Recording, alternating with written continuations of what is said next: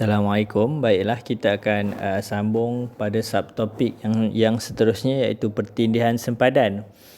Okey, Malaysia ni turut terlibat dalam isu tuntutan sempadan dan hak milik yang bertindih dengan negara lain kerana daripada zaman dahulu hingga ke zaman sekarang ini, isu perebutan sempadan atau wilayah merupakan satu isu yang tidak berkesudahan. Bahkan dalam zaman moden pada masa sekarang ini pun masih lagi berlaku isu perebutan sempadan walaupun setiap negara di dunia ni mempunyai petanya sendiri, mempunyai batu sempadannya sendiri, tetapi ada juga berlaku perebutan wilayah. Okey, kita ambil contohlah beberapa ya. Dalam buku teks muka surat 227 ada dinyatakan mengenai tuntutan terhadap Pulau Batu Putih yang melibatkan Malaysia dengan Singapura, manakala Pulau Sipadan dan Ligitan antara Malaysia dengan Indonesia. Mengenai Pulau Batu Putih ini, Pulau Sipadan dahulu ya, pada tahun 2002 Mahkamah Keadilan Antarabangsa telah memutuskan Pulau Sipadan dengan Ligitan ini menjadi milik Malaysia lah. Manakala pada tahun 2008 Mahkamah Keadilan Antarabangsa telah memutuskan Pulau Batu Putih menjadi milik Singapura. Dia merupakan satu cara untuk menyelesaikan isu perebutan wilayah ni melalui aspek perundangan lah. Kerana apa cara yang boleh kita lakukan kan? Takkan kita nak selesaikan masalah perebutan itu dengan berperang. Jadi untuk mengelakkan sebarang konflik yang mungkin berlaku, maka negara-negara yang berebut wilayah itu akan membawa isu ini ke Mahkamah Keadilan Antarabangsa lah.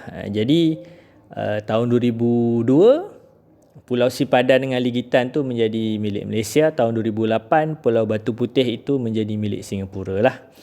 Namun ada juga isu yang masih belum berkesudahan. Contohnya Kepulauan Spratly. Kepulauan Spratly ini melibatkan China, Vietnam, Brunei dan Filipina.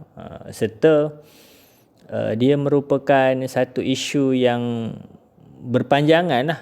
Kalau kamu lihat peta ya, kedudukan Kepulauan Spratly ini, dia daripada semenanjung Malaysia memang jauh lah. Tetapi dia sebenarnya dekat dengan Sabah. Jadi sebab itulah negara kita membuat tuntutan ke atas kepulauan tersebut. Cuma yang menjadi masalahnya kerana kepulauan tersebut melibatkan banyak negara lah, dan ada kuasa besar itu, iaitu China yang turut menuntut. Dan kedudukan Kepulauan Spratly ini terletak dekat Laut Cina Selatan. Kedudukannya begitu strategik sekali. Dia juga mempunyai sumber alam yang banyak lah. Ada petroleum dan juga gas asli. Sebab itu ramai yang berminat untuk memiliki Kepulauan Spratly tersebut. Tetapi usaha yang dilakukan oleh Malaysia ni, apabila mulai tahun 1979 kita telah memasukkan Kepulauan Spratly itu dalam peta negara kita ya. Dan dia merangkumi pulau kecil Amboina, Terumbu Ubi, Terumbu Semarang Barat dan Terumbu Layang-Layang, seperti yang termaktub dalam Akta Zon Ekonomi Eksklusif. Jadi itu merupakan kedaulatan Malaysia lah. Kalau kamu tengok dia punya postcode-nya pun, dia postcode-nya termasuk dalam negeri Sabah. Okey. Jadi itu isu yang dimainkan oleh Malaysia dalam aspek pertindihan sempadan. Okey, kamu boleh lihatlah dalam muka surat 227. Okey, kita beralih kepada topik kempen anti minyak sawit. Okey, seperti yang kamu sedia maklum, negara kita bersama juga dengan negara Indonesia merupakan negara yang mempunyai banyak ladang sawit atau estate sawit dah. Kamu boleh lihat sendirilah dekat Ulu Benam, dekat ladang-ladang di sekitarnya memang dia tanam pokok sawit lah. Dia tak tanam pokok getahan, dia tanam pokok sawit. Ini membuktikan yang Malaysia ni merupakan pengeluar minyak sawit yang utama di dunia lah selain daripada Indonesia. Yang menjadi masalah di sini ialah apabila minyak sawit ini menjadi saingan kepada minyak kacang soya. Okey. Minyak kacang soya ini dikeluarkan oleh American Soybean Association. Jadi apabila berlaku saingan, maka ada kemungkinan berlaku usaha atau kempen untuk memburuk-burukkan minyak sawit itu. Okey. Kerana ada pihak-pihak tertentu yang menyatakan penanaman kelapa sawit ini dikatakan menjadi punca pencemaran alam sekitar. Okey, kemusnahan hutan dan habitat haiwan liar, dan keadaan ini menyebabkan berlaku bantahan dan sekatan terhadap minyak sawit. Jadi Malaysia ini kita telah melakukan tindakan yang berhemah untuk menangani isu kempen anti minyak sawit ini, kerana orang barat telah membangkitkan atau membesar-besarkan isu ini, dan seterusnya dia akan memberi kesan kepada pendapatan pekebun-pekebun kecil sawit di Malaysia dan Indonesia. Jadi kita telah membuat rundingan dengan negara-negara luar ni supaya tidaklah memboikot minyak sawit. Kita sebenarnya kalau bersaing dengan minyak kacang soya atau minyak bunga matahari atau minyak zaitun sekalipun, kita tak pernah memburuk-burukkan produk buatan negara lain. Tetapi negara lain itu yang berminat untuk menggunakan strategi memburuk-burukkan itu supaya produk mereka ini dapat dijual dengan laku, manakala produk kita jadi tak laku lah. Itu merupakan satu tindakan yang tidak berhemah yang dilakukan oleh negara Eropah. Dan oleh kerana itu, Malaysia ni sebagai sebuah negara yang kecil yang memang bergantung pada pendapatan jualan minyak sawit ini, kita telah berusaha untuk menangani isu ini secara berhemah. Okey, itu subtopik kempen anti minyak sawit. Okey, kita beralih kepada subtopik yang seterusnya, iaitu pemerdagangan orang. Okey, pemerdagangan orang ni merupakan satu jenayah terancang. Dan aktiviti ini dijalankan tanpa mengenal bangsa, agama, keturunan dan warna kulit. Dan dia merupakan satu ancaman terhadap hak asasi manusia dan keselamatan negara . Dan Malaysia ni tak terkecuali apabila berhadapan dengan isu ni. Kerana apa? Kerana warga asing dia suka untuk berkunjung ke Malaysia kerana perkembangan ekonomi dan kemakmuran Malaysia. Dan ada warga asing yang masuk ke Malaysia melalui sindiket pemerdagangan orang. Ada yang masuk ke Malaysia melalui secara sukarela tapi ada juga yang menjadi mangsa sindiket pemerdagangan orang ni .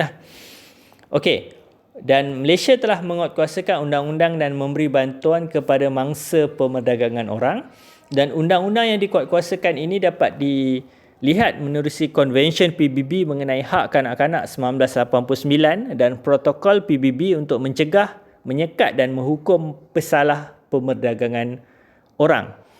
Okey. Dan Malaysia juga telah mewujudkan Pelan Tindakan Kebangsaan Anti Pemerdagangan Orang 2010 hingga 2015. Kerana kalau kita tak buat undang-undang untuk menghalang pemerdagangan orang ini, dia akan menyebabkan negara kita dibanjiri oleh warga asing. Pertama, kalau warga asing itu dah datang ke Malaysia secara sukarela untuk menjadi buruh, itu tidak mengapalah. Ini belum lagi yang dibawa masuk oleh sindiket. Jadi, apabila warga asing ini ramai, dia akan mengancam kedudukan kita sebagai orang tempatan. Kita sendiri pun rasa tak selesa apabila ramai warga asing berada di negara kita. Dan dia sudah tentu akan mencetuskan masalah sosial. Dia seterusnya akan memberi ancaman keselamatan kepada negara kita. Jadi, oleh kerana itu Malaysia perlu bertindak tegaslah untuk membasmi pemerdagangan orang. Okey, kalau kamu perasan dekat berita, kadang-kadang apabila Angkatan Pertahanan Maritim Malaysia APMM ataupun tentera laut ataupun polis marin, apabila mereka menahan bot-bot yang bawa warga asing ni, bukannya sedikit, berpuluh-puluh bahkan beratus-ratus orang yang ditahan. Okey, jadi sudah tentulah dia akan memberi kesan, terutamanya sekarang apabila masih berlaku lagi pandemik COVID-19. Orang daripada luar datang, kita tak tahu dia datang bawa penyakit ke, ataupun mereka ni dah divaksin ke belum, nanti dia sebarkan pula pada rakyat tempatan. Jadi ini merupakan masalah yang berpanjangan, yang tak berkesudahan. Apabila mereka dah ditahan oleh immigration, kita perlu menyediakan makan minum, perlu menyediakan tempat tinggal sebelum dihantar semula ke negara asal. Jadi ini merupakan satu perkara yang menyebabkan negara kita mengalami kerugian sebenarnya. Okey, kita masuk ke subtopik yang terakhir untuk hari ini, iaitu penyakit berjangkit. Penyakit berjangkit yang ada dalam buku teks ini kita cuma bincangkan sebagai acquired immune deficiency syndrome atau AIDS, yang bermaksud sindrom kurang daya tahan melawan penyakit. AIDS ini telah dikesan di Malaysia pada tahun 1986. Dah lama ya, dan sehingga tahun 2014 sejumlah lebih 100,000 kes dilaporkan dengan 16,000 kematian. Penyakit ini merebak disebabkan gaya hidup yang tak sihat serta penyalahgunaan dadah. Ya. Okey. Apa tindakan yang dilakukan oleh Kementerian Kesihatan? Ialah memastikan penyakit ini tidak merebak melalui pemeriksaan kesihatan secara berterusan dan berikan rawatan kepada mangsa. Dan ini menyebabkan Malaysia telah berjaya mengawal penularan wabak tersebut. Dan Pertubuhan Kesihatan Antarabangsa atau WHO telah memperakukan pencapaian Malaysia sebagai negara di Asia yang berjaya mengurangkan masalah penularan wabak daripada ibu kepada anak pada tahun 2018. Dan pelan strategik telah dilancarkan, iaitu NSPA, itu National Strategic Plan for Ending AIDS atau Plan Strategik Kebangsaan Mengakhiri AIDS. Ini langkah yang dilakukan oleh pihak kerajaan untuk menghalang penyebaran penyakit AIDS ini, dan oleh kerana itu kita menyambut Hari AIDS Sedunia yang diadakan pada 1 Disember setiap tahun. Okey, ini AIDS, penyakit yang kita cuba untuk kawal lah. Tapi yang kamu lihat sekarang ini penyakit berjangkit yang sedang melanda seluruh dunia, iaitu COVID-19 ini, itu lebih cepat berjangkit lah. Kerana simptomnya sama seperti orang yang demam atau batuk atau sesama yang biasa, simptomnya begitu. Jadi susah nak mengenal pastinya. Okey, jadi saya berhenti sampai setakat ini sahaja. Saya dah bincangkan mengenai Malaysia dalam isu global contemporary. Subtopiknya ialah penyalahgunaan dadah dalam video yang pertama tadi, pertindihan sempadan, kempen anti minyak sawit dan pemerdagangan orang serta penyakit berjangkit. Jadi saya harap murid-murid kelas 5 adil dan kelas 5 jujur akan meneruskan membaca nota di rumah dan meneruskan latihan yang akan saya berikan kemudian. Saya harap kamu jaga diri baik-baik dan berdoalah supaya negara kita cepat pulih daripada pandemik COVID-19 dan lepas itu membolehkan sesi PDPC bersemuka dijalankan dan kita akan kembali kepada kehidupan yang seperti sebelum pandemik inilah. Okey, akhir kata, jaga diri baik-baik. Jumpa lagi. Assalamualaikum warahmatullahi wabarakatuh. Terima kasih.